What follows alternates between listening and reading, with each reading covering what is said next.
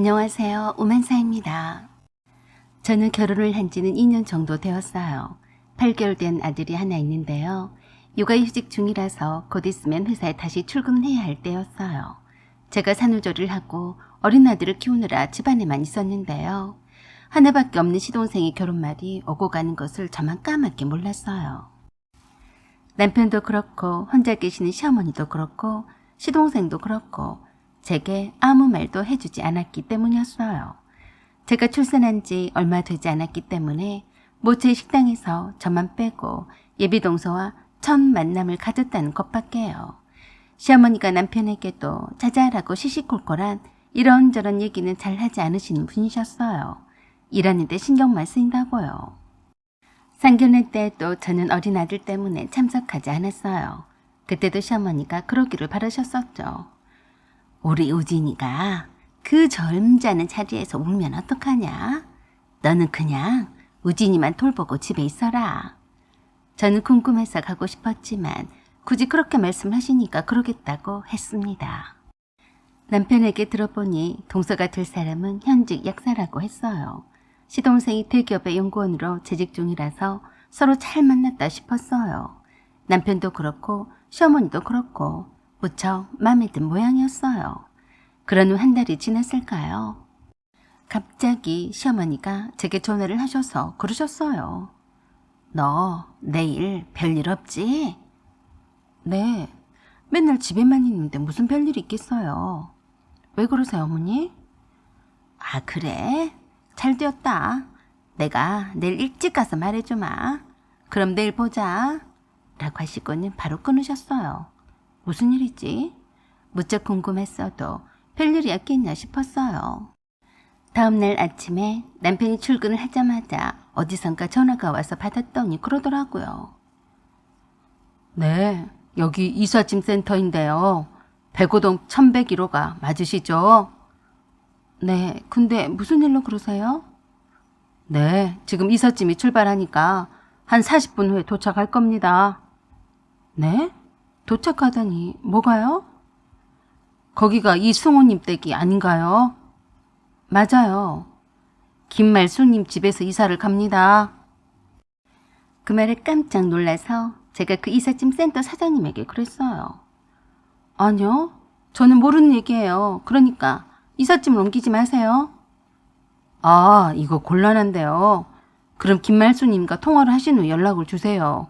어떻게 하실지 10분 내로 연락을 주시지 않으면 기존 계약대로 출발할 테니까 그리 하세요. 이게 뭐 어떻게 된 건가 싶었어요. 갑작스럽게 시어머니가 내 집으로 이사를 오신다니.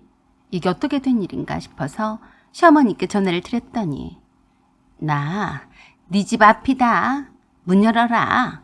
그래서 문을 열고 나가봤더니 시어머니가 엘리베이터에서 막 내리셨어요. 어머니, 이게 무슨 말이에요? 이삿짐 센터에서 이쪽으로 이삿짐을 나른다고 연락이 왔어요. 그러자 아무렇지도 않게 그러시는 거예요. 그게 뭐 어쨌다고 그러냐? 내가 이사를 오기 전에 너한테 미리 말을 했어야 했는데 생각보다 빨리 집이 나가는 바람에 내가 많이 바빠서 말을 못했다. 나 여기에 들어와 살 생각이다. 네? 여기라고 하면 저희랑 함께 살겠다는 말씀이세요? 너는 그게 그렇게 놀랄 일이냐? 너도 마침 육아휴직도 끝나가는데 우진이는 어떻게 할 셈이냐? 내가 여기서 살면서 우진이도 돌보고 너는 출근해서 돈 벌고 얼마나 좋으냐? 그래도 그렇지. 저에게 아무 말도 안 하시고 무작정 오시면 어떻게 해요? 내가 미리 말해줬으면 흔쾌히 그러자고 할 생각이었냐? 싫다고 했을 것 아니여. 저는 너무나 어이가 없어서 그랬어요. 어머니, 그걸 아시는 분이 이렇게 나오시면 어떡해요? 나도 이 집에 어쨌든 5천만 원을 투자를 한 사람이다. 거기에다 손자까지 돌봐주겠다는데 네가 내게 있으라 말을 할 처지냐? 암튼 내 이삿짐이 곧 도착을 할 테니까 너는 번거롭게 나오지 말고 우진이랑 우진이 방에 가 있어라. 네? 어머니, 그게 무슨 말씀이세요? 어떻게 그러세요? 안 될 말씀이에요. 안 되다니? 너는 회사에 다시 나갈 생각이 없다는 거냐? 내가 우진이도 돌봐주겠다는데 황성에서 어쩔 줄 몰라 해야 하는 거 아니야? 어머니, 제가 우진이를 어머니께 맡아달라고 부탁한 적이 없잖아요. 죄송하지만 안 되는 건 안 되는 거예요. 이사 온 거 취소하세요. 네가 뭐 한데 취소하라 말하냐? 집도 팔아버려서 갈 데가 없어. 참 무서운 세상이다. 시어머니가 아들집에 오는데 며느리가 오지 말라고 하다니. 이건 또 무슨 경우야? 어머니, 집을 왜 파셨어요? 내가 팔고 싶으니까 팔았다. 내가 너한테 꼭 말해하냐? 시어머니는 아주 당연하다는 듯이 천연덕스럽게 이삿짐 센터 사장에게 전화를 하시더니 그러셨어요. 김 사장님, 빨리 출발을 안 하고 뭐 해요? 빨리 오세요. 저는 복창이 터진 줄 알았습니다. 그래서 남편에게 전화를 했더니 회사에 막 도착하기 전이라며 전화를 받았어요. 우진이 아빠, 자기는 알고 있었어? 어머니가 집을 팔고 지금 우리 집으로 살러 오셨어. 이삿짐도 곧 도착한대. 뭐? 뭔 소리야? 그럴 리가 없잖아. 나한테 아무 말씀도 없으셨는데. 일단 끊어봐. 내가 엄마랑 통화를 해볼 테니까. 남편이 시어머니께 전화를 드렸는지 시어머니가 남편과 통화를 하기 시작했습니다. 승호냐? 그새 또 우진이미가 바쁜 너한테 전화를 했냐? 하여간 속창아리가 없다. 내 아들 집에 오는데 이렇게 며느리가 눈치를 줘서 쓰겠냐? 왜 오긴? 너희들이랑 살라고 왔다. 너희들이 손해볼 게 있냐? 내가 우진이를 돌보고 살면 좀 좋으냐? 나도 돈도 안 나가고 일석이조가 아니여. 그러시더니 저를 향해서 사정없이 째려보시면서 그러셨어요. 하여간 속도 좁다 해도 네 마누라처럼 속 좁은 여자는 처음 본다. 내가 왜 너한테 말을 안 했겠어? 이러니저러니 해도 내 손자는 딴 사람의 손에 못 맡긴다. 내 손자는 내가 키워야지. 바깥일로 바쁜 너한테 뭐하러 입 아프게 말하겠냐? 얼른 회사에서 일이나 해. 여기는 신경 쓰지 말고 이만 끊자. 그러시면서 저를 사정없이 매섭게 노려보시면서 그러셨어요. 너는 누구를 닮았냐? 내가 지금 회사 말한다만 너는 처음부터 마음에 안 들었어. 그래도 내 아들과 살아주는 것도 어디냐며 내가 마음을 돌렸었는데 끝까지 밉상이네. 내가 웬만하면 며느리를 비교를 하지 않으려고 했는데 어떡하겠냐? 비교가 되는데 네 동서한테 책이나 잡히지 말고 살아. 어머니, 처음부터 마음에 안 들었던 며느리랑 왜 살려고 오셨어요? 저도 싫어요. 어머니가 아들이 하나밖에 없어요. 또 한 명 있잖아요. 왜 싫은 며느리랑 살겠다고 하세요? 내 맘이다. 감히 시어머니한테 이래라 저래라야. 네가 싫으면 나가라. 알았냐? 무대뽀의 말이 안 통하니까 저만 답답할 뿐이었어요. 결국에 시어머니 이삿짐이 저희 집으로 배달이 되었고 남편의 소재방으로 쓰던 공간을 아들방으로 몽땅 옮기고 시어머니 물건들로 가득 채워졌어요. 거실에도 주방에도 흡사 여기가 내 집이 맞나 싶더라고요. 이삿짐을 옮기고 아들방에 남편의 책상과 물건들이 옮겨지자 제가 어린아들을 데리고 안방 침실로 왔는데요. 잠깐 아들이 자는 틈에 안방 드레스실에 들어가서 옷을 갈아입고 있던 중이었어요. 시어머니가 욕실 문을 열어보더니 제가 없는 것을 확인을 한 후에 누군가와 통화를 마저 하셨습니다. 청력이 별로 좋지 않으신 탓에 통화음을 상당히 크게 해놓으셔서 스피커폰을 하지 않아도 웬만한 소린 다 알아들을 정도였어요. 오야, 승우야, 이제 말해도 된다. 행여나, 네 형수가 알까 싶어서 그런다. 네 형수한테는 절대로 비밀로 해야 한다. 알았어? 윤희한테도 그렇게 말해라. 알았냐? 엄마, 어떻게 숨겨요? 그런 말 말어. 네 형은 몰라도 네 형수가 가만히 있겠냐? 내가 집을 팔아서 너희들 집을 사줬다는데 가만히 있겠어? 약산 며느리를 보게 생겼는데 그 정도는 내가 해줘야지. 약국도 차렸다는데 집은 내가 해주겠다고 하지 않았냐? 집도 하나도 없으면 자기 딸을 준다고 하겠냐? 이렇게라도 해야 남는 장사가 아니냐. 그러니까 아무 소리 말고 집이나 보러 다녀라. 네, 그렇지 않아도 받은 곳이 몇 군데 있는데요. 이번 주 내로 결정해서 계약할게요. 그래? 나도 궁금하니까 같이 가서 너희들 신혼집 구경 좀 하자. 내일이 주말인데 집 보러 가는 게 어떠냐? 그러세요. 내일 모시러 갈게요. 오냐 내 아들, 내일 보자.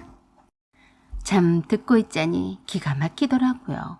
장남인 남편에게는 전셋집을 구하는 데 쓰라며 딱 5천만 원만 보태주셨으면서 역사 며느리를 보겠다며 살던 집을 팔아서 집 한 채를 사주시라다니, 그것도 장난집에서 살겠다며 말도 없이 밀고 들어오시다니 보통의 시어머니는 아니었어요. 착하고 효자인 남편만 믿고 그러신 겁니다. 착각도 유분수지. 가정을 이룬 아들이 영원히 효자인 아들일 줄 아셨나 봐요. 퇴근해서 온 남편이 시어머니 이삿짐이 늘어진 걸 보고 입을 다물지 못했어요. 제게 연신 미안하다고만 했어요. 시어머니는 이삿짐 정리도 다 미룬 채 그 다음날 시동생과 함께 즐겁게 시동생의 집을 사주러 나가셨어요. 보통의 시어머니가 아니면 보통의 며느리가 되는 것을 포기하면 되는 거였죠. 그래서 이삿짐 센터를 불러서 저도 이사를 가버렸어요. 시어머니가 저녁 무렵에서야 저희 집에 도착을 해서 시어머니 이삿짐만 빼고 저희가 이사를 가버린 걸 알고서 뒷목 잡고 쓰러지려고 했다더라고요. 화가 머리 끝까지 난 시어머니가 남편에게 전화를 해서 그랬어요. 너희들 어디로 간 것이냐? 왜 말도 없이 가버렸냐? 이런 법이 어디 있어? 어머니, 죄송해요. 급히 가느라 미처 말씀도 못 드렸네요. 어머니도 저에게 말도 없이 이사를 오셨잖아요. 전셋집을 집주인에게 내놓겠다고 했으니까 어머니도 알아서 하세요. 뭐시여? 네가 어떻게 나한테 이럴 수가 있냐? 거기가 어디야? 왜 나만 버리고 가버렸어? 저를 버린 건 어머니세요. 어머니한테는 승우가 있잖아요. 승우한테 집도 사줬으니 함께 사세요. 그만한 대접은 받으셔야죠. 저는 장인어른이 집에 방이 논다고 해서 처가살이를 하러 들어가니까 어머니는 승우랑 함께 사세요. 저는 시어머니의 전화는 차단해버렸어요. 남편도 더 이상 시어머니의 전화를 받지 않았고요. 이미 상견례에서 집을 한 채 해주겠노라고 호언장담을 한 터라서 사주긴 사줘야 했는데 시어머니가 몸 하나 눕힐 곳이 없었으니 은근히 시동생에게 함께 살자고 오늘 때였었는데 바로 그러더라네요. 엄마, 요새 며느리 함께 사는 시어머니가 어디 있어요? 파혼당한 걸 보고 싶으세요? 엄마가 월세방에서 좀 지내세요. 제가 그동안 월세비는 드릴 테니까요. 난 그렇게는 못한다. 내가 믿고 있던 네 형도 나를 배신하고 가버렸는데 너라고 내가 어떻게 믿겠냐? 그럼 어떻게 해요? 집 한 채를 사주겠다고 한 건 엄마예요. 이제 와서 못하겠다고요? 그 문제로 시동생과 시어머니가 심하게 싸웠다고 했어요. 시어머니는 다시 시어머니가 살 집을 얻어서 살게 되었고 시동생에게 집 한 채를 사주지는 못하게 되었어요. 그 일로 시동생의 결혼은 무기한 연장이 되어버렸죠. 내막을 알게 된 예비 동선의 집에서 파혼을 하자고 나섰다고 하더라고요. 우리 시어머니가 참 안 됐어요. 약사 며느리를 보려고 욕심을 부리다가 오히려 두 아들을 다 잃게 되었으니 말이죠. 시동생은 시어머니 근처도 안 가고 연락도 딱 끊은 채 살고 있고요. 저도 남편도 시어머니와 거리를 두고 있으니 말년이 참 외로우시겠다는 생각이 들었습니다. 시대가 변했는데 남편이 영원히 효자 아들인 줄 잘못 아셨던 것 같아요. 어쩌다 우리 시어머니 말년이 이렇게 되었는지 참 안타깝습니다. 사연은 여기까지입니다. 감사합니다. 안녕하세요. 우만사입니다. 얼마 전에 저희 집에 쥐새끼 한 마리가 밤중에 몰래 들어왔어요. 쥐새끼인 것은 맞는 것 같은데 어째서 덩치가 소만한 쥐새끼였어요. 나와 이혼을 안 해주려고 발버둥을 치는 쥐새끼였죠. 왜냐? 저와 이혼을 하게 되면 그 쥐새끼한테 손해였거든요. 평생의 보험으로만 생각을 했던 저와 이혼을 하면 빈 껍데기뿐이라 저와 이혼은 절대 하지 않으려고 이리 피하고 저리 피하고 쥐새끼처럼 쥐구멍만 찾아다니며 요리조리 도망치기 바빴어요. 어쩐지 요새 살살 내 비율을 맞추며 잘해준다 싶었습니다. 천불이었어요. 애들은 둘 다 아직 결혼도 하지 않고 있는데 맨날 나한테 기생충처럼 들러붙어서 빗바람먹을 궁리만 해댑니다. 평생에 돈 한 푼 안 벌어다주고 내가 번 돈으로 대부분 살아왔으면서 뻔뻔하기가 이를 데가 없었어요. 무능력해서 돈을 못 버는 것도 문제인데 자존심만 대빵 커서 애들 앞에서 폭력은 다반사로 휘둘렀어요. 이젠 아들이 성인이 돼서 재직을 하니까 그나마 아들이 무서워서 제게 함부로 못하니까 살만 하더라고요. 아들한테 두들겨 맞을까 봐 겁먹더라고요. 남편도 시아버지를 두들겨 패서 판죽음 해놓은 전적이 있었어요. 자기도 그렇게 당할까 봐 두려워했어요. 그때부터는 제게 함부로 못했습니다. 아들에게 몇 맞는 아버지가 될까 봐 두려워했어요. 남편이 시아버지가 했던 것처럼요. 시아버지는 시어머니를 들들 볶아대는 것을 낙으로 삼으셨던 분이셨다고 했어요. 이건 오로지 남편이 저에게 해준 말이었죠.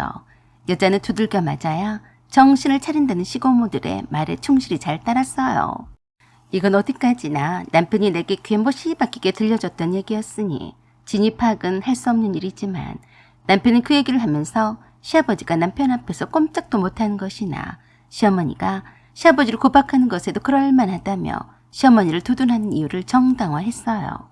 남편은 고모들에 대한 원망이 컸어요.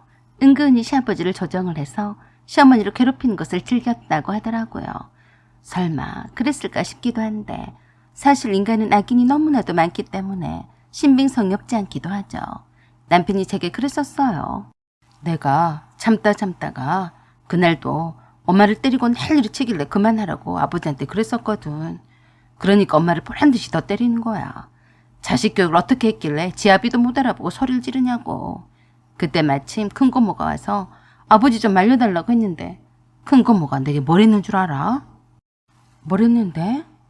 너는 어른들 일에 끼어드는 것은 아니다. 네 방에 가 있거라. 네 엄마가 맞을 짓을 했는갑제. 그 말에 남편은 엄마를 이대로 두면 영영 이 지옥에서 못 태어날 것 같다는 생각에 끝장을 내야겠다고 마음을 먹었다고 했어요. 그래서 엄마를 놓아주지 않는 아버지를 세게 밀치고 서서 그랬대요. 내가 시험 공부를 해야 하니까 조용히 하라고 했어요. 안 했어요? 그러자 이 쌍놈의 새끼가 어디서 하늘 같은 아비한테 버르장머리 없이 그러냐며 중학생이었던 어린 아들이 남편에게 덤비려고 하자 태권도에서 배웠던 실력을 10분 8일을 했다더라고요. 돌려차기, 뒷발차기, 니킥을 할 때마다 속이 뻥 뚫렸다고 했습니다. 그 사건 이후로 시아버지는 다시는 시어머니가 함부로 하지 못했다고 했습니다. 다른 어른들이 남편을 나무랐어도 그랬다네요. 아버지가 내 손에 맞을 짓을 했으니까 맞은 거예요. 큰 거보다 자칫했으면 내 손에 반쯤 죽었을 건데 운 좋은 줄 알라고 하세요. 그 뒤로 고모들이 남편을 두려워했대요. 친척들과 선생님들의 쏟아지는 훈계와 비난을 하는 듯한 말씀들 때문에 힘이 들었지만 절대로 반성을 하지 않았다고 했어요. 오히려 그랬대요. 전 잘못한 적 없어요. 큰 고모가 엄마가 아버지한테 맞을 짓을 해서 맞는다고 했어요. 그래서 그랬어요. 저는 또 그럴 거예요. 누구든 건들기만 해봐요. 가만 안 둘 거예요. 끝까지 기가 꺾이지 않은 남편은 다행히도 전교 석차를 톱을 달리는 공부를 잘하는 모범생이라서 학교 내에서도 유명했었대요. 더 이상 학교 선생님들도 건들지 않게 되었고 시고모들도 두려워했다고 했습니다. 그 덕에 제가 시집을 온 후로도 시고모님들의 시자짓은 감히 저에게 하지 못했어요. 하지만 그렇게 극혐하던 시아버지를 남편이 똑 닮았어요. 유전자는 어쩔 수가 없더라고요. 제게 잘못을 하는 날에는 성질이 풀린 후에는 늘상 하루 종일 잘못됐다며 내게 빌고 또 빌고 백화점에 가서 선물도 사다 주며 용서를 빌곤 했어요. 하지만 그 성질이 어디로 가겠어요. 그래서 수십 번을 이혼을 하려고 했었는데 남편은 죽어도 이혼하지 않겠다며 별짓을 다 했어요. 어린 아들을 앞세워 불쌍한 척 쇼를 하지를 않나. 친정 부모님께 저랑 헤어지고 못 산다며 울고불고 난리를 쳐대지를 않나. 별별 소를 다 했어요. 오죽하면 저희 부모님도 지쳐서 한 번만 용서를 해주라는 말까지 하셨겠어요. 친정아버지는 제게 그러셨어요. 최서방이 바람을 피냐 도박을 하기를 하냐. 술도 못하고 어울려 다니면서 헛짓거리도 안 하고 오로지 집 밖에 모르잖니. 네가 최서방 성질 좀 그만 건드려라. 오죽하면 참다 못해 그러겠어. 이만한 일로 이혼을 하면 네 애들이 널 원망할 거다. 잘 생각해. 처음엔 당장 이혼을 시킨다며 난리시던 부모님도 남편의 간사질에 넘어가서 저에게 그냥 잘 맞춰서 살라고 하셨어요.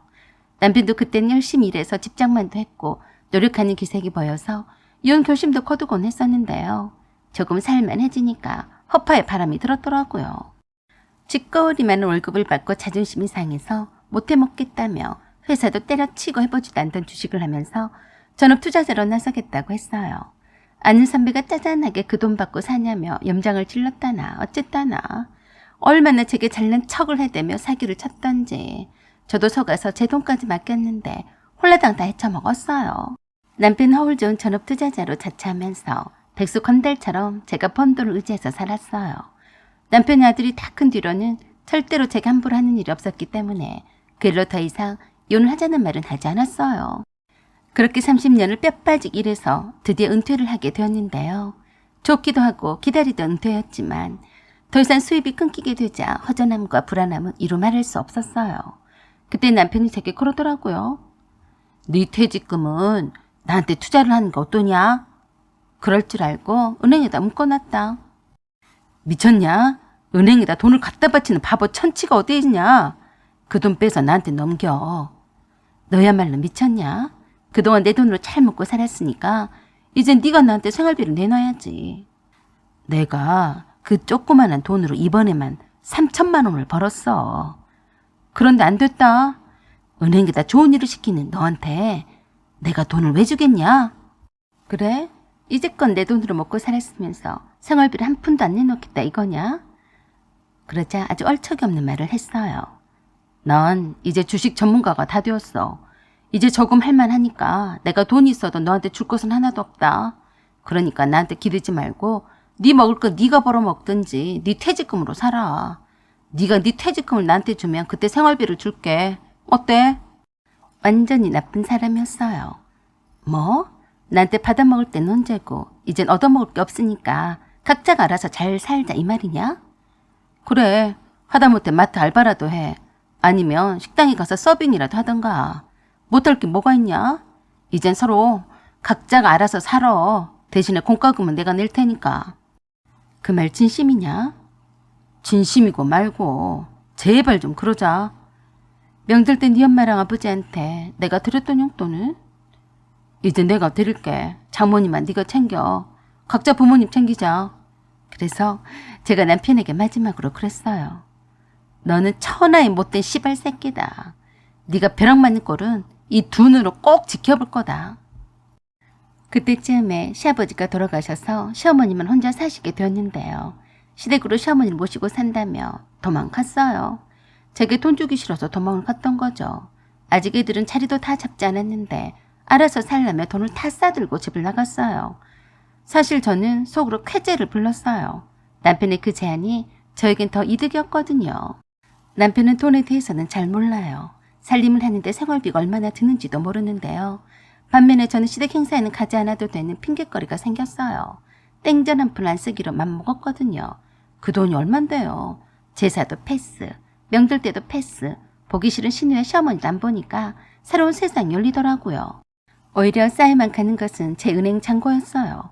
아들과 딸과 함께 오붓하게 해외여행도 다니면서 즐겁게 잘 지내는 것이 남편에 대한 복수라서 열심히 행복하게 잘 살았어요.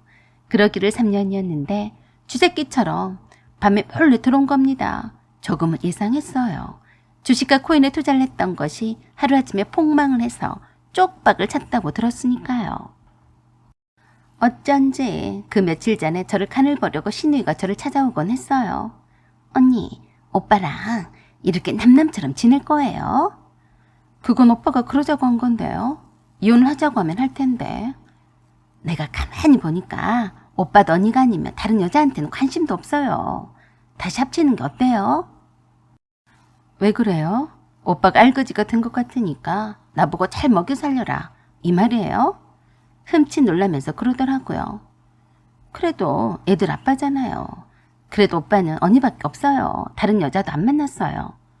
난 오빠가 이혼만 해줬으면 진작에 팔자를 잘 고쳤을 거예요. 이혼이나 하자고 전해요. 언니, 오빠 좀 살려줘요. 오빠가 엄마랑 내 돈까지 다 주식에다 꼬라박은 통에 빚만 남았는데요. 당장에 가스까지 끊겼어요.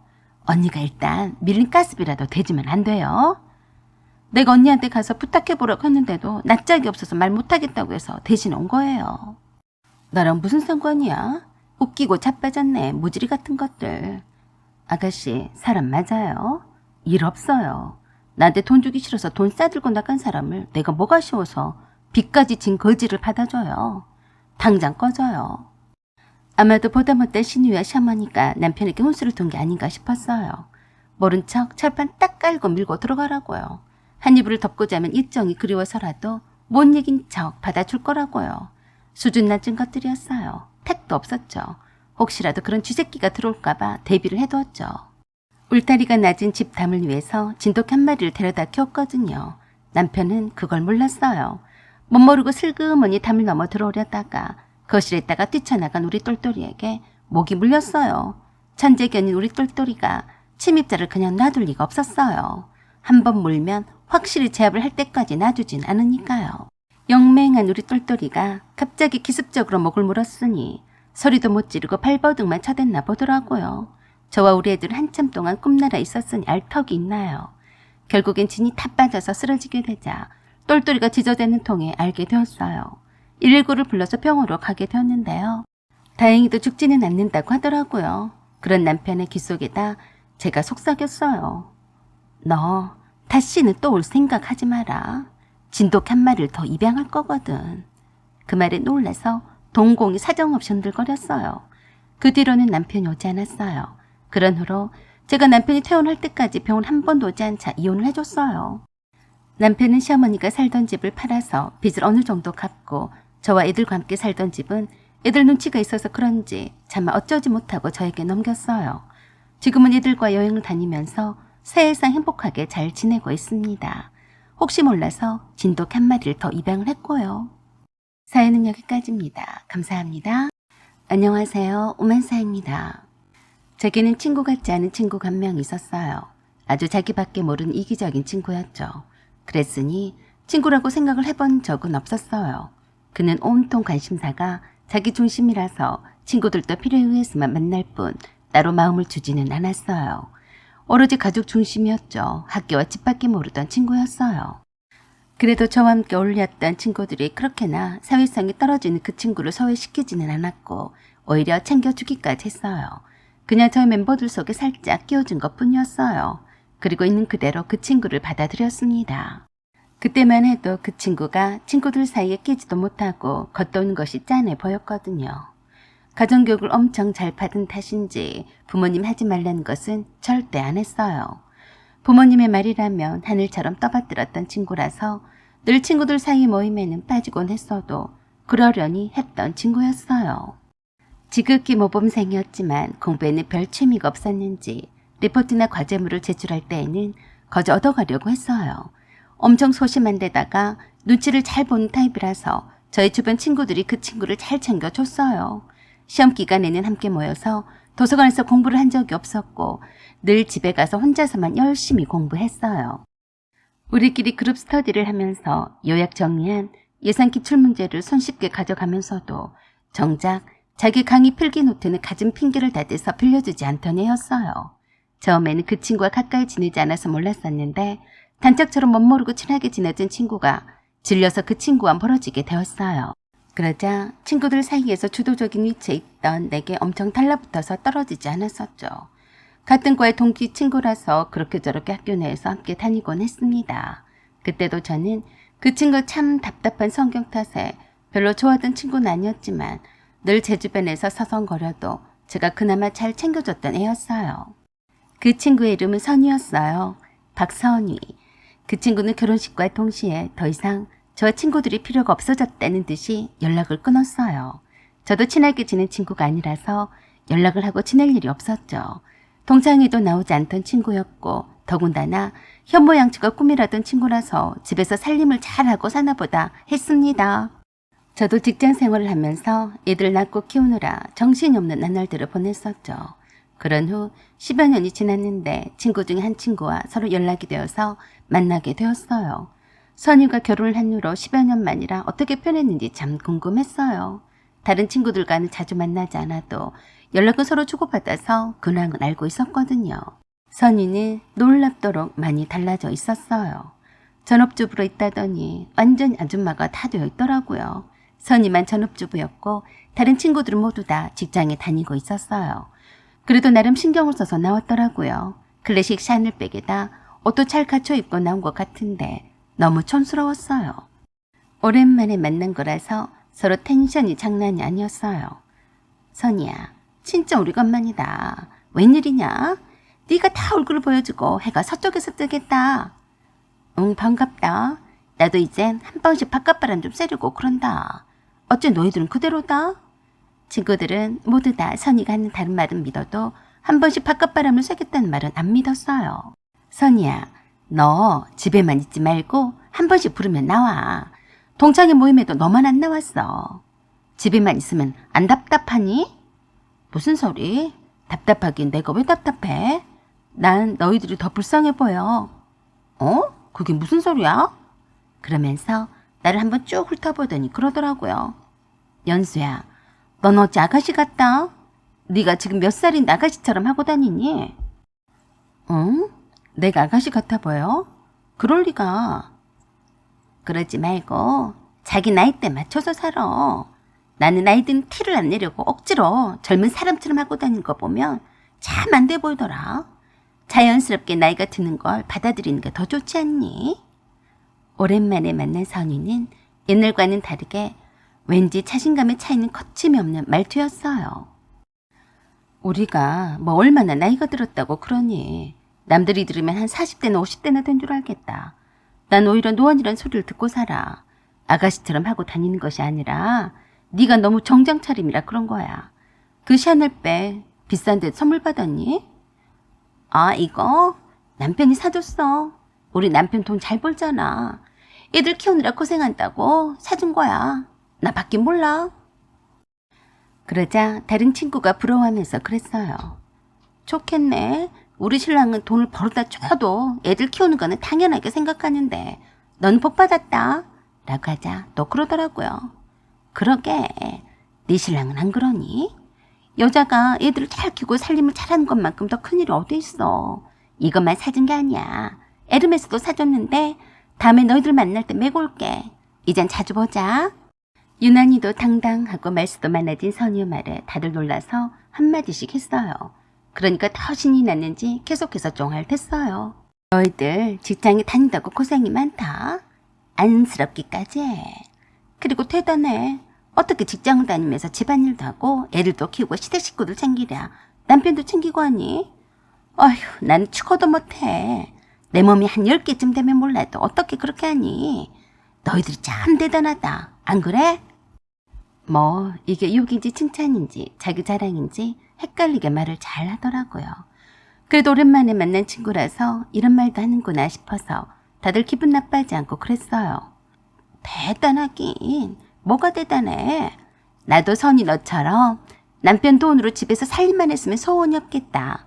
네가 부럽다 라며 두 친구가 입을 모아서 말했더니 더 신이 나서 한술 더 떴어요. 사실 난 결혼을 한 뒤로 너무 행복해. 밖에 나가서 돈 벌어라고 등 떠미는 남편이 있기를 해.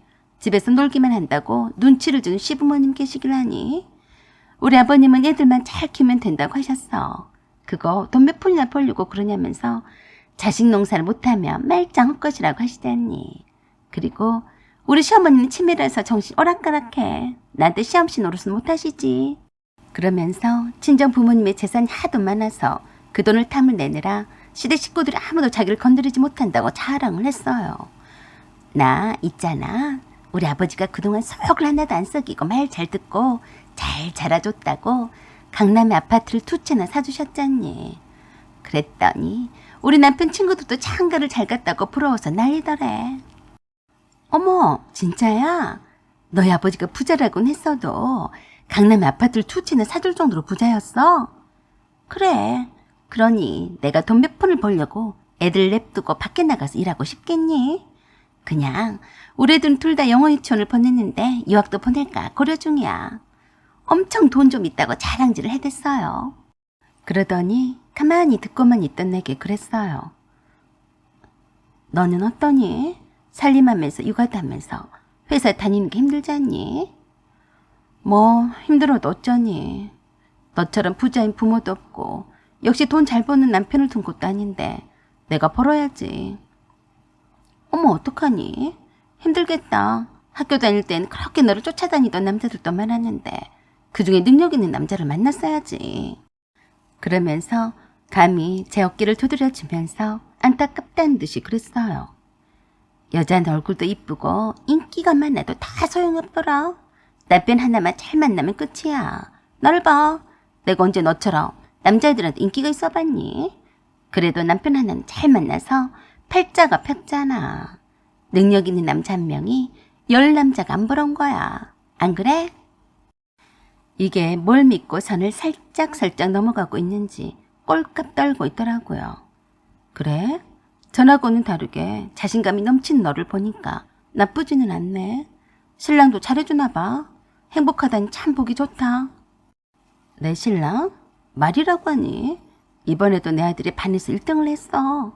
애들 잘 키고 살림을 잘하는데 친정아버지 사업도 내가 물려받으니까 나 같은 마누라가 세상에 또 어디 있겠어. 날 업고 다녀도 모자랄 판이지. 너는 어때? 네 신랑하고는 여전히 사이가 좋으니? 나 이혼한 거 모르니? 어머, 그랬지. 그랬더니 제가 안쓰럽다는 듯이 그러더라고요. 근데 너 요새 힘든 거 아니니? 왜? 저는 이렇게까지 마른 편이 아니었는데 완전히 말랐다. 여자는 자고로 나이가 들면 적당히 살집이 있어야 복이 들어오는 거야. 젊었을 때 아무리 이쁘면 뭐하니? 다 똑같이 늙어가는데 다 거기서 거기가 아니겠어. 그러고 보면 너도 참 많이 변했다. 10년이면 강산도 변한다고 했어. 안 변하면 그게 더 이상하지. 그러게. 그렇게 이쁘더니만 얼굴색이 싹 변했네. 네가 힘들게 살긴 하나보다. 얼굴에 찌든 티가 난 걸 보니 천하의 연수도 세월 앞에선 별 수 없네. 힘들면 나한테 말해. 우리 아버지 사무실에 직원이 필요하다고 하던데 말해줄게. 아마도 네가 받는 월급보다는 적진 않을 거야. 웃겠어요. 내가 힘들다고 표현을 한 적이 없었는데 넘겨짓고 함부로 말하더라고요. 말이라도 고맙네. 혹시라도 퇴사를 하게 되면 잘 부탁한다. 호호. 친구 좋다는 게 뭐니? 서로 어려울 때 도와주고 살아야지. 지금이라도 회사에 출근해서 일하는 게 힘들면 관두고 내 밑에서 일해. 우리 아버지 일은 내가 다 물려받아 사니까. 알았지? 그리고 내 남동생 알지? 서울대 나왔었잖아. 스타트업인가 뭔가 투자를 받았다면서 지금 잘 나가고 있어. 내 동생 보증수표지. 끝내준 학벌에 돈도 잘 버는데 아직 어울리는 짝이 없다. 그때 선유의 휴대폰이 울렸어요. 잠깐, 내 남편 전화야. 그새 내가 보고 싶어서 전화를 했네. 그러더니 전화를 그 자리에서 바로 받았어요. 응, 철원이 아빠. 아, 지금 집에 온다고? 알았어, 바로 갈게요. 여기? 친구들 만나는데 곧 일어날 참이었어요. 나 차를 안 가지고 나왔는데 데리러 오겠다고? 그래요, 빨리 와요. 전화를 끊고 제게 또 자랑을 했어요. 어떡하니? 그새 또 나를 모시러 온다고 하네. 너무 스윗해. 내 신랑이면 나 먼저 가야 할 것 같아. 사실 내 차도 남편이 벤츠로 뽑아줬어. 그런데 택시를 타고 다니는 게 더 편해서 안 갖고 왔어. 주차 공간 협소해서 말이야. 누가 뭐라고 했나? 하는 말마다 자랑투성이었어요. 그리고 잠시 후에 어떤 한 젊은 남자가 친구들과 함께 있던 카페에 들어오더니 저희가 바로 달려와서 그랬어요. 대표님, 서연수 대표님 아니세요? 네, 저를 아세요? 그럼요, 알다마다요. 저는 박찬수라고 합니다. 이지콘 코퍼레이션 엔지니어 담당자입니다. 영광입니다. 찬수야, 네가 여긴 웬일이니? 그러자 깜짝 놀란 그 젊은 남자가 선이한테 그러더라고요. 누나, 서연수 대표님하고는 잘 아는 사이야? 내 친구야. 왜? 넌 어떻게 아니? 누나 친구라고? 내가 다니는 회사의 대표님이야. 뭐? 네 회사 대표라고? 누나가 우리 대표님과 친구 사이였어. 그래, 친구지. 내가 전에 말했었지? 누나랑 나이가 비슷한 것 같던데 우리 대표님을 보고 내가 이직을 한 거라고. 그런데 그 사람이 연수란 말이야? 그러더니 뒤로 나자빠졌어요. 좀 전까지만 해도 서울대 나온 남동생 자랑을 그렇게도 하더니 기껏 내 밑에서 일하는 직원이면서 상당히 뻥을 쳤더라고요. 그럴 리가 없어. 네 회사의 대표가 연수라니 그게 말이 되는 거니? 누나, 제발 좀 말 좀 가려서 해. 우리 대표님하고 친구 사이는 맞는 거야? 라고 하길래 제가 그랬어요. 친구라면 행여나 남동생 회사 대표님도 모르고 돈 자랑, 남편 자랑, 자식 자랑 늘어났겠어요. 난 바빠서 이만 가볼 테니까 다음에는 서로 얼굴 안 봤으면 좋겠어. 친구들과 인사를 하고 나가려는데 뜻밖의 들어오는 전 남편과 마주쳤어요. 너무 갑작스러운 만남이라서 서로 말도 못하고 멈칫하고 있는데 선이가 그 모양을 보고 그새 달려와서 기가 막힌 말을 했어요. 자기야, 일찍 왔네. 자기도 알지? 연수야. 나 실은 우진 씨랑 결혼했어. 이제 내 남편이다. 그래서 제가 선이한테 그랬어요. 너는 그때나 지금이나 편한 게 하나도 없구나. 내가 그렇게나 부러웠니? 내가 좋아하는 남자들마다 너도 좋아하고 침을 흘렸잖아. 그렇게 남편 자랑을 하더니 재혼한 남자가 겨우 이 남자였어? 뭐야? 우진 씨는 이제 내 남편이야. 말 함부로 하지 마라. 너, 네 아들은 어떻게 낳은 거니? 그거 알아? 우진 씨가 불임인 거. 참 좋아도 잘 부렸다. 그러자 그 말을 듣던 전 남편이 얼굴이 빨개져서 그러더라고요. 그럴 리가 없어. 내가 불임이라니. 전에 나랑 산부인과에 갔었던 거 기억하지? 거기 가서 물어봐. 내가 너한테 굳이 말을 안 해줬을 뿐이야. 그리고 제가 선이한테 그랬어요. 너는 정신과에 가서 검사 좀 받아봐. 어떻게 내가 내다버린 저런 쓰레기를 받아줬니? 네가 아무리 용을 써봐도 너는 내가 될 수는 없어. 별것을 다 따라하네. 이라고 하며 그냥 나와버렸어요. 그런 후론 선이를 전혀 볼 수가 없었네요. 대신에 남동생이 저를 찾아왔어요. 대표님 죄송합니다. 누나가 지금 정상이 아니에요. 다른 분들에게서 다 들었는데요. 누나가 대표님께 했던 말들은 다 거짓입니다. 아버지가 강남에 집을 2채나 사줬다는 것도 거짓말이에요. 시부모님과 남편이 헌신하면서 살았지만 늘 홀대를 받았어요. 너무 불쌍해서 제가 이혼을 시켰는데 2번째 매형이 대표님의 전남편이었는 줄은 정말 몰랐어요. 그의 소문에 의하면 선이는 전남편과도 이혼을 했다는 말을 들었어요. 전남편이 지고 있던 빚도 다 갚아주겠노라며 사기를 쳐서 결혼한 모양이었는데 빚은커녕 빈 털털이라서 집에도 들어오지도 않게 되자 짝퉁 샤넬백을 들고 저를 만나러 나왔던 거예요. 멍청한 것이 혹시나 제가 전남편을 만나고 있나 간보려고요. 내 인생에 도움이 안 될 인간들이라서 철저히 손절키로 했어요. 그런저런 소식도 듣기 싫어서 선의 남동생이 다른 곳으로 이직을 하도록 권유했어요. 사람은 절대 바뀌지 않는다더니 한번 싫은 사람 역시나 변하지 않더라고요. 사연은 여기까지입니다. 감사합니다. 안녕하세요. 오만사입니다.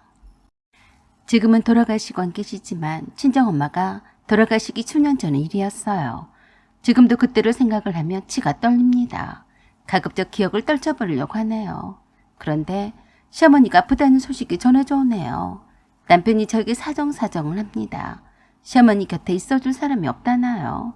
그러던지 말던지 나랑 무슨 상관이야? 제가 오죽하면 그러겠어요. 시어머니의 나이는 68세입니다. 맨날 남편을 붙잡고 아프다는 소리를 달고 사시는 분이세요. 그 연세 아프지 않는 분들을 찾기가 더 어렵기도 하겠지만 무슨 애정결핍이라도 걸린 사람처럼 남편에게 매번 죽는 소리를 하시죠. 며느리인 저에게는 지은 죄가 있어서 함부로 아프다며 전화도 잘 못하세요. 제가 받아주지도 않습니다. 서로 딱 필요한 말만 하고 마는 사이가 된 지 벌써 수년이 되었어요. 시어머니가 아쉬운 대로 저에게 가까이 다가오시려고 해도 제가 기겁을 합니다. 제가 시어머니한테 3번을 대어봤는데 2번이나 대일 일이 있겠어요? 그때가 시아버지의 제삿날이었어요. 며느리가 저 혼자뿐이라서 회사에 연차를 대서 일찌감치 시댁에 갔었죠. 오전에 시어머니를 모시고 덜본 장을 보고 시댁에 돌아와서 시어머니와 점심을 먹으려던 참인데 급한 전화가 왔어요. 119라면서 엄마가 길을 가다가 쓰러졌다는 거예요. 그때는 앞이 캄캄했어요. 친정아버지가 돌아가신 지도 얼마 안 되었었는데 엄마마저 돌아가신 게 아닌가 하고 생각이 드니까 귀에서 삐 소리만 들리고 아무것도 눈에 뵈는 게 없더라고요. 그런 저를 보던 시어머니가 그러셨어요. 왜 그러냐? 무슨 일이야? 네, 엄마가 병원에 실려가셨대요. 저 다녀올게요. 뭐? 하필 오늘 같은 날? 왜 그러신다니? 일단 얼른 다녀와. 혀를 끌끌 차며 뭐라 하시는 소리도 제 귀에는 들리지 않았어요. 저는 119 구급대원이 알려준 병원 응급실로 택시를 잡아 타서 갔어요. 도저히 떨려서 운전을 못하겠더라고요. 친정아버지도 그렇게 뜬금없이 병원에 실려가셔서 한참을 고생을 하시다가 돌아가셨거든요. 엄마는 다행히도 의식이 바로 돌아왔어요. 무엇이 문제였는지 정밀검사를 해봐야 한다고 했는데 기존에 갖고 있던 질환은 없던 터라 더 걱정이 되었어요. 언니와 결혼할 오빠도 있었지만 다들 서울에 살고 있어서 일단 제가 전화로만 엄마의 상태를 알려줬어요. 병원에 도착해서 엄마의 상태를 살피기도 바쁘게 시어머니한테서 전화가 왔지만 제가 받지 못했어요. 기다리고 있던 119 구급대원들과 대화 중이었고 엄마의 상태를 먼저 살피는 것이 급했기 때문이었죠. 그런 와중에 시어머니가 계속해서 전화를 하시니까 얼른 받아서 그랬어요. 어머니, 조금 있다가 제가 전화를 드릴 테니까 하지 마세요. 라고 하고 끊었어요. 의사가 엄마의 상태에 대해서 말해주고 있는 중이었거든요. 그런데도 계속해서 울리길래 얼른 휴대폰 전원을 꺼버렸어요. 그것이 화근이 되었나 봐요. 성질이 급한 시어머니가 열불이 났었나 보더라고요. 이런저런 검사를 받아 했던 엄마를 제가 보호자로서 옆에 붙어 있어야 했는데 무슨 여유가 있어서 시어머니한테 전화할 새가 있었겠어요. 다시 휴대전화에 전화를 켜봤더니 톡을 엄청 보내왔더라고요. 갔으면 어쩐지 말을 해줘야 할 것 아니냐? 언제 올 거니? 하필 네 시아버지 제사인데 이게 무슨 일이냐? 빨리 와라. 왜 아직 대답이 없어? 제사 준비는 누가 하라고 이렇게 일만 벌려놓고 아무 말이 없냐? 얼른 안 오고 뭐해? 네 친정엄마는 참 눈치도 없다. 하필 제사날 이게 뭐냐? 상당히 기분이 나빴어요. 지금 제사가 문제야. 친정엄마가 어떻게 될지도 모르는 판국에. 그래서 답답해서 그러신가 보다 해서 시어머니께 전화를 드렸어요. 어머니, 늦게 전화를 드려서 죄송해요. 제가 전화를 할 새가 없었어요. 그러자 대본에 그러셨어요. 너는 참 핑계도 좋다. 네 목소리를 들으니까 안 싸더니 괜찮으신 모양이네. 아니요. 심장 쪽이 안 좋으세요. 부정맥인 것 같다고 하셨어요. 그래? 죽을 병이 아니구만. 그럼 넌 얼른 빨리 와라. 나 혼자서 어떻게 제사 음식을 다 하겠냐. 벌써 시간이 얼마나 흐른 줄 아냐? 지금 바로 와라. 병원에 의사나 간호사가 수두룩한데 그새 네 엄마 안 죽는다. 황당한 말에 어이가 없었지만 병원이라서 그냥 제 할 말만 했어요. 어머니, 제사 준비고 나발이고 저는 관심이 없으니까 알아서 하세요. 그리고 여기는 병원이니까 하실 말씀 있으시면 톡으로 보내주세요. 부정맥 환자를 혼자 두면 안 된다고 했으니까 친정엄마 옆에 딱 붙어 있어야 해요. 라고 했더니 아글아글 써대길래 그냥 끊어버렸어요. 그리고 남편에게 자초지종을 말해줬어요. 남편은 놀라서 일찍 퇴근을 하고 병원으로 달려왔어요. 제가 시어머니 전화를 받지 않았더니 남편에게 전화를 내서 난리를 치는 것 같았는데 남편이 오히려 시어머니께 그러더라고요. 엄마, 지금 아버지 제사가 중요해요? 장모님이 쓰러져서 응급실까지 와서 심장이 안 좋다고 하시는데 아버지 제사 준비는 엄마랑 은희가 하면 되잖아요. 왜 자꾸 오라고 전화를 하세요? 지금 우진이 엄마가 정신이 없으니까 더 이상 전화하지 마세요. 아셨어요? 시어머니와 통화를 끝낸 남편에게 제가 얼른 집으로 가라고 했어요. 자기는 얼른 어머니한테 가봐. 나도 없는데 자기까진 빨리 안 온다고 또 얼마나 그러겠어. 가서 말씀 좀 잘 드려. 알았지? 내가 알아서 할게. 그래도 너 혼자서 이게 뭐냐. 내가 좀 이따가 갈게. 그런 후 입원실로 자리를 옮겼는데 시어머니가 남편에게 전화를 또다시 해서 난리를 쳤어요. 내가 여기 응급실에 왔는데 눈 씻고 봐도 없는데 너희들 나한테 사기친 거냐? 그와 동시에 간호사가 저 남편을 급히 찾았어요. 박술래 보호자님이시죠? 네, 그런데요? 지금 얼른 응급실로 가보세요. 왜 나 좀 막아요? 말을 잇지 못한 봄이 예사롭지 않더라고요. 남편이 시어머니께 그랬어요. 엄마, 사기를 치긴 누가 쳤다고 그래요? 병실로 옮겼어요. 거기 그냥 계세요. 제가 갈게요. 저와 남편이 응급실에 갔더니 씩씩거리며 허리춤에 두 손을 올리고 열불을 내고 있는 시어머니를 만났어요. 담당 의사와 간호사들이 시어머니의 주변에 있는 걸 보니까 한바탕 소란을 피운 모양이었어요. 저와 남편을 보자마자 또 소리를 질러대자 남편이 시어머니를 무조건 끌고 나왔어요. 엄마, 환자들이 있는데 무식하게 이게 뭐하는 짓이에요? 뭐? 무식해? 누가 이렇게 만들었는데 그러냐? 내가 죽는 꼴을 보고 싶어서 그래. 그래서 제가 그랬어요. 어머니, 진정하세요. 다른 사람들이 다 보잖아요. 목소리 좀 낮추세요. 그러자 더 크게 그러셨어요. 내가 지금 열받은 것 안 보이냐? 네 엄마는 하필 오늘 같은 날에 쓰러진다니. 너랑 짜고 일부러 그런 거 아니냐? 오늘 네 시아버지 재산은 어떡할 거야? 어? 그러자 남편이 시어머니를 강제로 병원 밖으로 끌고 나갔어요. 그런다고 아글아글 써대는 통에 얼굴을 들 수가 없었네요. 저도 남편을 따라서 병원 밖에서 시어머니께 말씀을 드렸어요. 어머니, 앞으로는 아버님 재산은 어머니가 알아서 하세요. 며느리가 제사상을 차려야만 아버님이 잘 드신다고 하셨어요. 너 지금 그게 할 소리냐? 제사는 치러왔는데 제사 음식 준비를 하나도 안 되었는데 내가 열이 안 받게 생겼냐? 저를 며느리라고 생각하지 마세요. 저도 어머니를 어머니라고 생각하지 않을 테니까 앞으로 서로 모른 척하고 살아요. 마음에 안 들면 이혼을 시키시던가요? 라고 하고 돌아섰어요. 그 뒤로 한 번도 시어머니를 본 적이 없었어요. 남편도 시어머니에 대해서는 강경한 입장이었어요. 그래서 친정엄마의 병간호도 편안히 할 수 있었는데요. 합병증이 한꺼번에 와서 얼마 사시지도 못하시고 아버지를 따라가셨어요. 아마도 아버지를 갑작스럽게 보낸 후로 상실감이 크셨나 봐요. 그렇게 시어머니를 안 보고 살아왔는데 시어머니가 병원으로 입원을 했다는 소식을 시누이가 전해왔어요. 그래서 퇴근 후에 문병을 갔습니다. 기다리셨는지 옳다구나 하는 눈치였어요. 척추합작증으로 수술을 하시려고 입원을 하셨어요. 오랜만이구나. 내가 죽는다고 하니까 얼굴 내미냐? 어머니, 죽을 병 아니에요. 그랬더니 또 언제 봤다고 그새 또 내 얼굴을 보자마자 얼척이 없는 말씀을 하셨어요. 내가 수술이 끝날 때까지 네가 휴가를 내서 여기 있어줘야겠다. 아니요, 제가 바빠서요. 어머니 아드님한테 그러라고 할게요. 수술 잘하세요. 저는 그만 가볼게요. 라고 하며 곧바로 나온 후로 다시는 가지 않았어요. 아들과 딸이 있는데 뭐하러 굳이 제가 하겠어요. 저는 그저 예의상 문병만 딱 한 번 가면 그만이죠. 사연은 여기까지입니다. 감사합니다.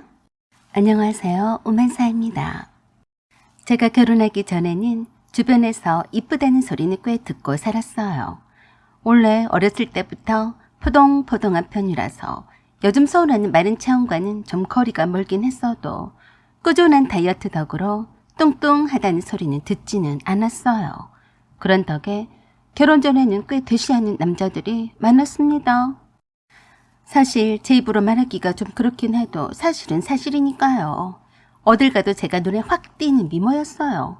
대학교 1학년 때 교양 과목을 수강할 때는 전체 단과 학생들이 한꺼번에 받는 수업이 있었는데 그때도 무지하게 러브레터를 많이 받곤 했었네요.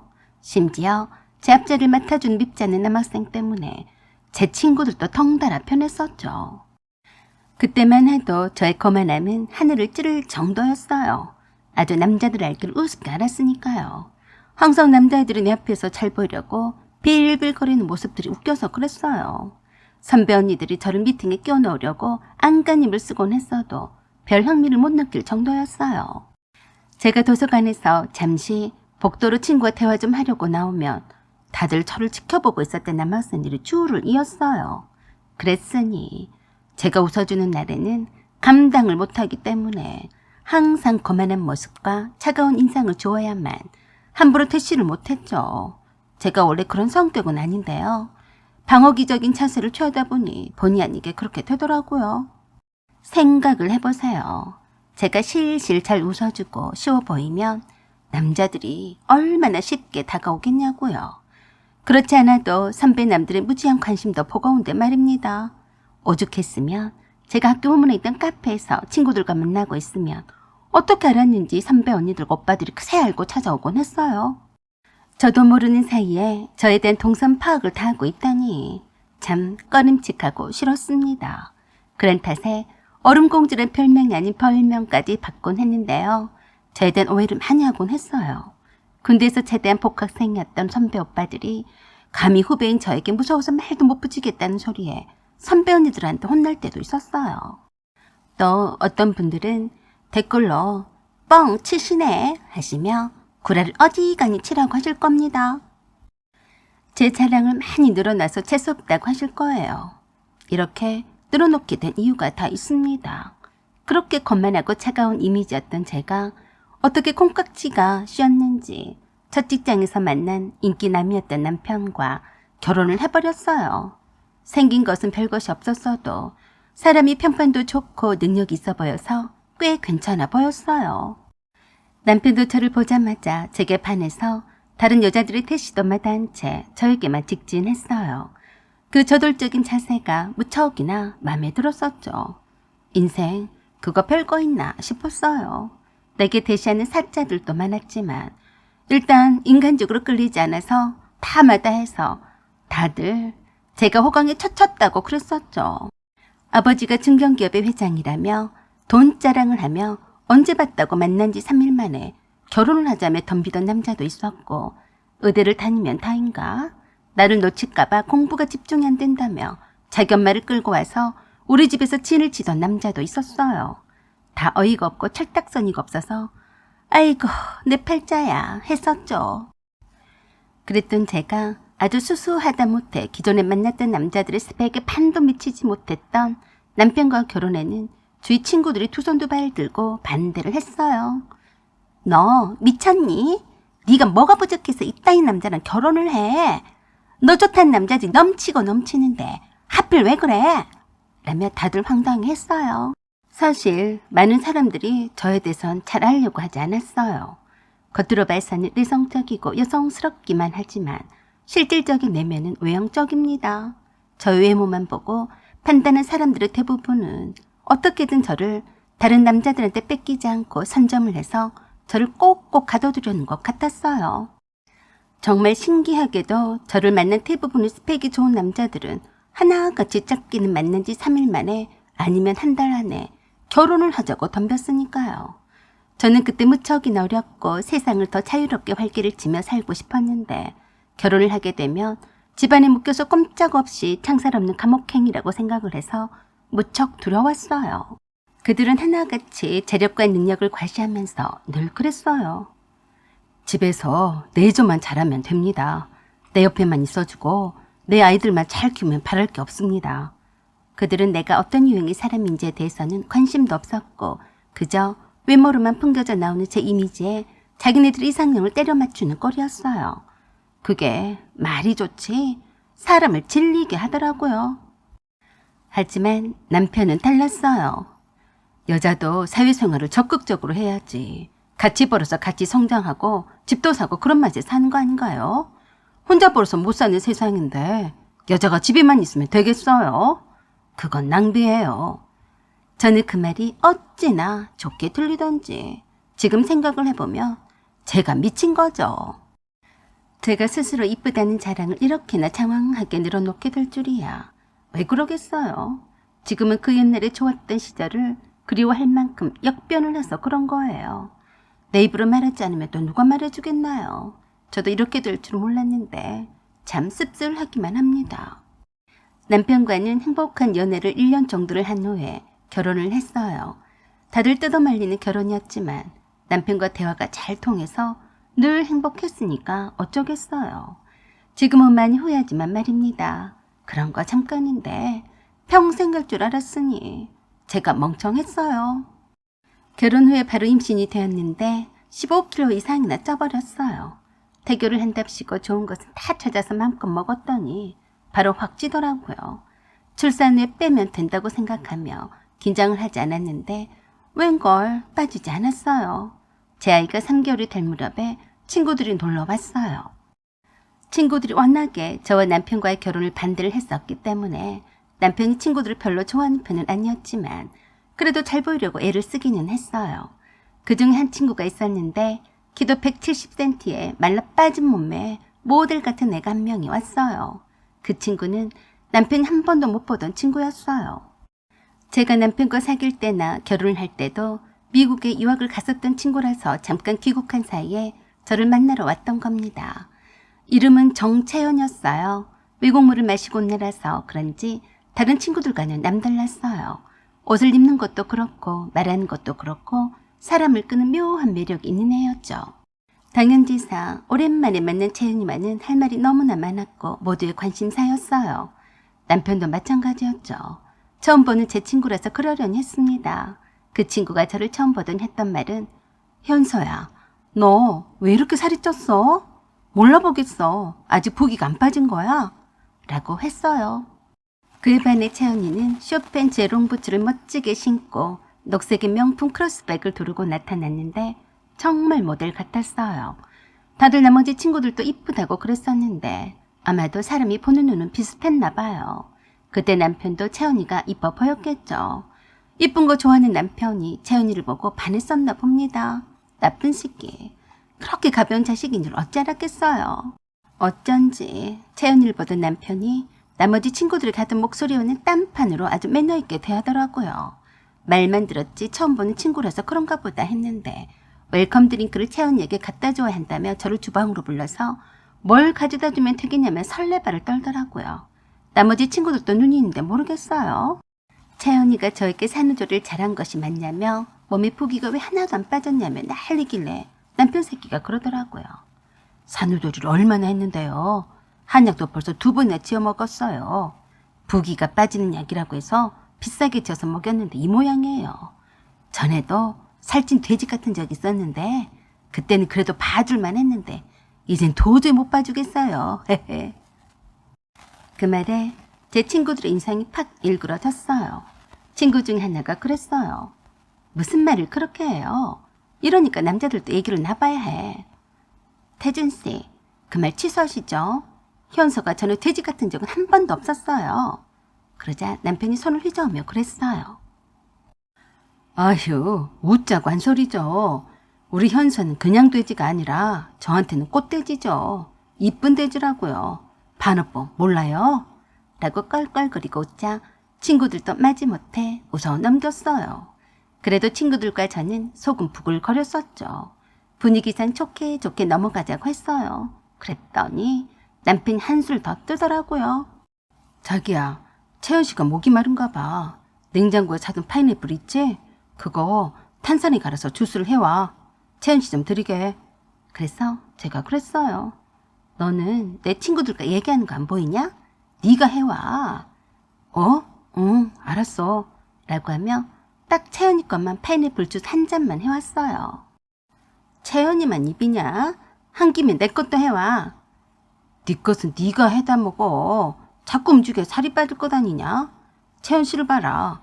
여자가 저 정도는 되어야 멋지지 않겠어? 네가 가서 네 것이랑 친구들 것까지 다 해와. 나도 모처럼 친구들 왔는데 얘기꽃 좀 나눠야지. 안 그래요? 채연 씨? 그러자 제 친구들이 사정없이 눈을 흘겼는데도 눈치가 없더라고요. 그런 후에 벌떡 일어나서 방으로 들어갔다가 나오더니 신혼여행을 가서 산 비싼 내 스카프를 꺼내와서 채연이 무릎 위로 티나게 덮어줬어요. 이게 미쳤나? 왜 이렇게 오바를 하고 난리야? 제 친구를 챙겨주는 것이 어째 좀 꼴도 보기 싫었어요. 그렇지만 제가 뭐라고 하겠어요. 채연 씨, 이걸로 덮고 있어요. 아니면 편한 옷으로 갈아입으실래요? 현서 옷이 맞는 게 없을 텐데. 현서야, 네 옛날에 입던 바지 하나 꺼내와. 괜찮다며 말리는 채연이에게 남편이 굳이 편하게 있다 가야 한다며 저게 빨리 가져오라고 채근을 했어요. 그 사이에 방에서 제 아들이 깨서 오는 소리에 우르르 제 아들 방으로 갔어요. 아들 방에서 친구들과 한참을 있다가 거실로 나왔더니 남편이 웬 스파게티를 한다고 폼을 잡고 있더라고요. 자기야, 뭐해? 우리 점심 시켜 먹을 건데. 피자나 치킨 그런 거 말고 채연 씨가 스파게티를 좋아한다잖아. 그래서 슈퍼에 가서 재료를 사왔으니까 내가 요리 솜씨 좀 뽐내볼게. 기다려. 뭐? 채연이가 스파게티를 먹고 싶다니까 직접 해주겠다고?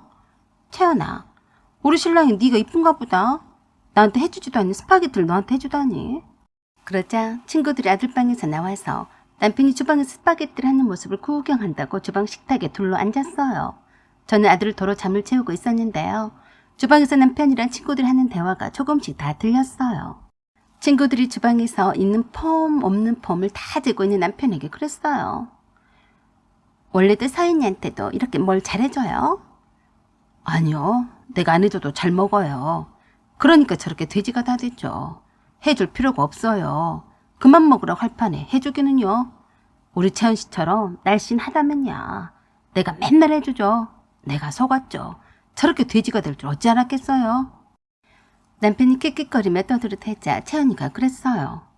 부기가 안 빠져서 그런 건데 돼지라뇨. 태준 씨가 성준이를 한 번씩 돌아가며 돌보세요. 육아휴직도 현수 혼자서만 하면 안 되죠. 현수도 몸을 돌봐야죠. 수영도 다니고 요가도 해서 원상복구를 해야 할 거 아니에요. 아이고 냅둬요. 원래 돼지라 어쩔 수 없어요. 우리 채연 씨는 출산해도 똑같을 건데 내가 저럴 줄 알았겠어요? 라고 하며 껄껄껄 웃어 제치더라고요. 그런 남편에게 눈치를 줘도 혼자서 지랄을 떨면서 내용을 봤어요. 스파게티를 채연이를 위해서 했다면서 채연이에게 자꾸 맛있냐며 웃고 떠들고 난리 법석이었어요. 속이 부글부글 끓어올랐지만 친구들을 맛있게 먹여야 했기 때문에 꾹 눌러 참았어요. 그리고 친구들 오후 늦게서야 다들 돌아갔는데 친구들이 가자마자 남편이 서재로 휑하니 들어가더니 나오지 않았어요. 저 왼수를 어떻게 하나 하고 별 생각이 다 들더라고요. 친구들과 함께 있을 때는 그렇게나 텐션이 좋더니만 친구들이 가고 난 후에는 입에 차크를 물고 꼼짝도 안 했어요. 스파게티를 한다며 요리 쇼를 했으면 뒷정리도 잘해야 하는 거 아닌가요? 그런데 자기 방에 틀어박혀서 뭐 하는지 밤이 다 되도록 나올 생각을 안 하더라고요. 보다 못해서 제가 불렀어요. 자기야, 좀 나와서 주방이나 거실 좀 치워. 뭐해? 그랬더니 대뜸 나와서 하는 말이 웃겼어요. 뭔 놈의 여자가 목소리가 동네 아줌씨 마냥 크냐? 네가 치워. 네가 이 모양이니까 이렇게 뚱뚱한 거야. 너는 네 친구들을 보고도 뭐 느낀 게 없냐? 내가 창피해서 죽는 줄 알았네. 채연 씨를 봐. 너랑 얼마나 비교가 되냐? 뭐시 어째? 너 자꾸 내 친구들 들먹이면서 나한테 돼지라며 놀리는데 네가 사람이냐? 아이고 웃기고 자빠졌네. 누가 할 소리를? 그럼 너는 사람이냐? 거울을 보고 말해. 밖에서는 나한테는 아는 체도 하지 마. 쪽팔리니까. 라고 하며 자기 방으로 도로 들어갔어요. 완전히 천불이었어요. 그때 채연이에게서 톡이 왔어요. 네 신랑과 사이는 괜찮은 거니? 네 신랑이 나한테 내일도 휴일이니까 스파게티 잘하는 레스토랑에서 밥 사준다고 하더라. 일단 거절은 했는데 이건 아니지 않니? 너 빼고 만나자고 하는데 내가 왜? 네 신랑이 나한테만 집착되는데 내가 어떻게 해야 하니? 그러면서 남편이 채연이한테 보냈던 톡을 캡처를 해서 보내왔어요. 채연 씨, 오늘 재미있었어요. 제가 채연 씨처럼 아름다운 분은 처음이네요. 좀 더 일찍 만났더라면 얼마나 좋았을까요? 완전히 제가 뚜껑이 확 열렸어요. 서재방에서 틀어박혀서 채연이한테 이런 톡을 보내느라 정신이 없었다니. 완전히 또라이가 아니고 뭐겠어요. 그래서 채연이에게 제가 톡을 보냈어요. 채연이가 남편을 불러내보라고 했더니 좋아하면서 꽃간장을 다하고 그 밤중에 바쁘게 나가더라고요. 채연이가 주소를 찍어서 보낸 만남의 장소에는 뜻밖에도 제 사촌오빠가 대기하고 있었어요. 엎드려 뻗쳐를 시키고 볼기짝을 얼마나 불나게 맞았는지 제가 도착했을 때는 무릎을 꿇고 손들고 벌써고 있더라고요. 저를 보더니 창백한 얼굴에 화색이 돌면서 자기야 어서 와 라며 반기더라고요. 그런 남편에게 제가 그랬어요. 너 오늘 살래 죽을래? 그 대답만 해라. 응? 왜 그래 자기야. 아니 태준이 엄마. 그래서 제가 태극박을 치워박으며 그랬어요. 감히 내 아들 이름 입에 올리지도 마. 네가 살려면 나랑 이혼하고 너는 몸만 나가. 뭐 어쩌겠어요. 남편도 목숨이 하나밖에 없는데 살고 볼 일이었죠. 자기가 모두 잘못했다는 각서도 썼고 책임을 지고 이혼에 동의하겠다며 양육권도 모두 다 저에게 양도하겠다고 했어요. 양육비도 꼬박꼬박 내겠다고도 했고요. 강박이한 동의든 아니든 남편은 그날부터 제 신혼집에는 다시는 들어오지 못했습니다. 빼도 박도 못하는 이혼의 책임의 증거가 다 있는데 뭐 어쩌겠어요. 사촌오빠가 직장 상사여서 남편의 월급 때마다 양육비를 잘 주고 있는지 확인도 잘 해주시네요. 하도 못 믿을 인간이니까요. 회사에 소문도 받아야 해서 다들 그랬어요. 어머 생긴 것하고는 양 딴판이네. 다들 조심해요. 저런 인간한테 속아 넘어가지 말자고요. 저는 보란 듯이 예전의 나로 돌아가기 위한 피나는 노력을 하는 중입니다. 연녀도 제 오늘에서 행복하게 살 수 있다는 것을 꼭 보여주겠어요. 어딘가에 내 짝이 나를 눈 빠지게 기다리고 있을 거니까요. 사연은 여기까지입니다. 감사합니다.